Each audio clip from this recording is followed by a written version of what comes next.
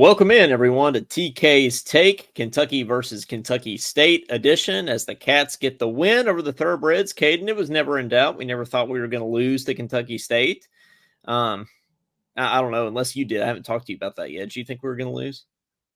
No, I didn't think we were going to lose, and it was a lot better, I think, than the first exhibition game. And I don't want to get too excited about it because it's Kentucky State, and they were honestly a lot worse than Georgetown, a lot worse than I thought they were going to be. But overall, we made some improvements since game one.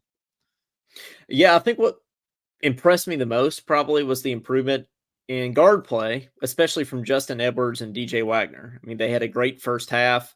I feel like all night they were just kind of flying all over the court and they were scoring. Wagner hit some threes, and it was just like I got the play out of them that I wanted to see, and that was our big criticism last time. So I feel like that's good, Caden. Trey Mitchell can still knock down every three on the planet, so that's great. Yeah, did Justin Edwards have like a really good first 5 minutes or so? I didn't get to catch the first 5 minutes of the game because they decided to be very difficult and put it on a channel that was just impossible to find. So I'm assuming Justin Edwards started out pretty hot. But yeah, DJ Wagner was great. I think defensively we were a lot more aggressive, and I thought we hit threes, started knocking down threes. I mean, Dillingham was Dillingham as always, and guard play, like you were saying, definitely improved. Yeah, I mean, I feel like both Wagner and Edwards got off to a hot start, honestly. So I think that was great. I mean, everybody seems to think when I look on Twitter, like we see Matt Jones and like just the normal fan base on Twitter seems to think that this is one of Cal's more electrifying teams. I don't know how you can come to that conclusion after two exhibition games. But even then, like even if you are basing it on the exhibition games, I don't think that we are that, Caden. I mean, when I think of electrifying and when I think of fun Kentucky basketball teams, I think of Malik Monk, De'Aaron Fox, John Wall. I think of those guys, and I'm not getting those vibes from this team, at least yet. Maybe it's going to come, but I haven't seen it yet. Yeah, we have more athletes than we have in the past couple of years, but I wouldn't call it electrifying yet. I mean, I think Dillingham is probably the most electrifying player we have by far right now. But speaking of Justin Edwards, though, I feel like he can make a huge difference this year, and I feel like we still haven't really seen him explode in the way that I think he can. Like, he can kind of do it all. He's got that really big body, and he can dribble and shoot and do the dirty work on rebounds and everything. So I want to see him progress throughout the year. I think he can be a big difference maker. And hey, Maggie Davis just put out this tweet. Kentucky did not commit its first turnover of the game tonight until 10:47 left to play in the second half. So, that was big. I feel like no matter who you're playing, if you don't turn the ball over, like that's good. And then also defensively, I thought we were better tonight. I mean, and it doesn't really matter who you're playing. Defensively, it's an effort thing. And I saw more urgency from Kentucky, even if it is just Kentucky State. Didn't they say the record? I don't know if it's the Kentucky record or the Coach Cal record, but it was 2 turnovers against Vandy. It kind of cracked me up considering it was against Vandy. Against Vandy, yeah. I mean, that would be my first guess. Yeah, that definitely makes sense. Everybody's kind of. Did you see that DJ Wagner dunk? Yeah, he drove down the lane and threw it down. Yeah, everybody's kind of freaking out about that, saying Sports Center top 10. But Caden, I feel like, is it just me, or did we have one of those almost every possession when we had like John Wall and De'Aaron Fox? Dude, I swear Malik Monk used to be like jumping over people. Yeah, like much. I don't know. It just doesn't.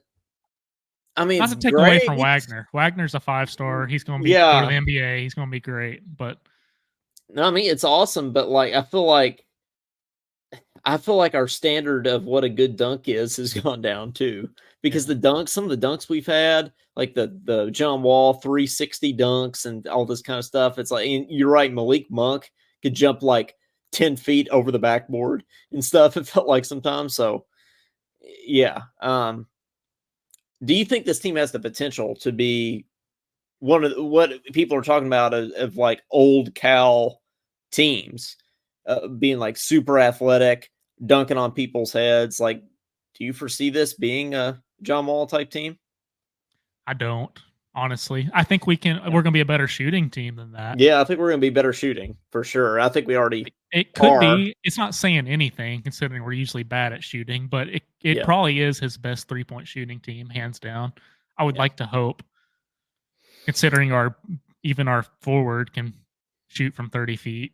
dude. He was knocking them down, and I just one after the other. He was looking like freaking Tayshaun, Tayshaun Prince out there. Yeah, he's I was looking like thinking, Tayshaun Prince he had like knocking 3. them I was down. like, let's keep it going. Um, Exhibition game though, so nothing matters, but good to see. I still feel like Dillingham's the best athlete on the floor too. Can I don't know if replace you still athlete feel with that player. or player. If you want to go that far, well, yeah, which I think we will. I have no. I think he's the best all around basketball player on the floor. I still think that. Maybe some people do some things better than him, but all around, sure, I think he's the best player on the team. I don't have Electrifying. any I shame like that word for him. saying that. Yes, electrifying. Just he plays with urgency. I like Yeah, it. he's got that street ball mentality. That's what we want to see from Kentucky basketball, especially with our That's guards. Well, I think the biggest thing, you go back to the shooting thing last year, it was sort of like if Antonio Reeves wasn't hitting it, it was kind of like SOL, right? I mean, we saw that against Kansas State. Um, but it feels like there's guys that can pick up the slack this year. I mean, I feel like there's guys that can come in and knock down shots. Like if one guy's not having a good night, somebody else can step up and have one. Basically, everyone that played tonight can shoot the ball And to that's some extent. something that makes a big difference in March.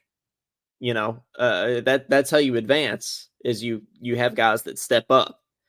If you remember in the 2012 national championship, Anthony Davis played a horrible game offensively. He had what, 2 points? Did he even score? I think at He had like most a he had like one 2 bucket. points. Yeah. And then other people step up, and we still are able to handily beat Kansas. So I think there is a lot of depth on this team from that perspective. Now, from a big man standpoint, that's still an issue, but we'll see. If you had to predict, when do you think Bradshaw is going to come back?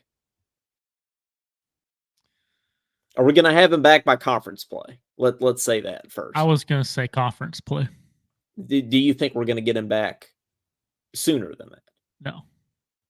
So you say conference play? No. Yes, See, conference play. that's kind of my gut feeling too. What's that? Is conference So play. February, January, February. January, yeah. I think we might see him back late December, maybe a couple games before conference play. Like maybe we get him back for the Louisville game. Yeah, I think maybe the Louisville game might be the kind of key there. And then we don't play Gonzaga until like February, which is weird, but that's what's going to happen. So I think we'll definitely have him for Gonzaga. Who knows what's going to happen with Big Z? I still don't know. But yeah, along the lines of big guys, I don't think Jordan Burks is bad. I think he's been holding his own. He can play. He can play. I'm amazed at we were joking about Thiero playing center earlier, but every time they show that guy, I'm amazed at like how much bigger he's gotten. Like he was just as tall as like Trey Mitchell. Yeah. And like buff.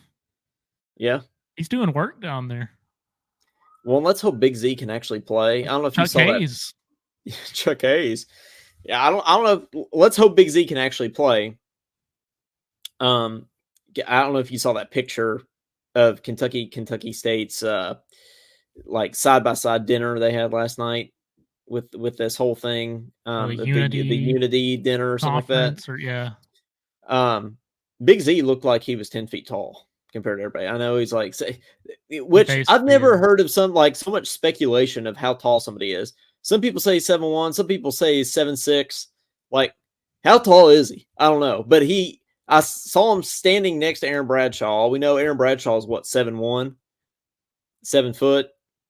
He's got a couple inches on him. Yeah, he's definitely got at least a couple inches. So, gonna go on record saying Big Z is 13 feet tall. So, He's um, actually an alien. yes. That's why we can't pronounce his name. Because yeah. That's why But he can't play like under federal yeah, investigation. he's got Congress is investigating him. Yeah. Um, but well, Cats get the win, and this was the last dress rehearsal. The real deal starts on Tuesday when the Cats take on New Mexico State in Rupp Thank Arena, goodness. and that one will count.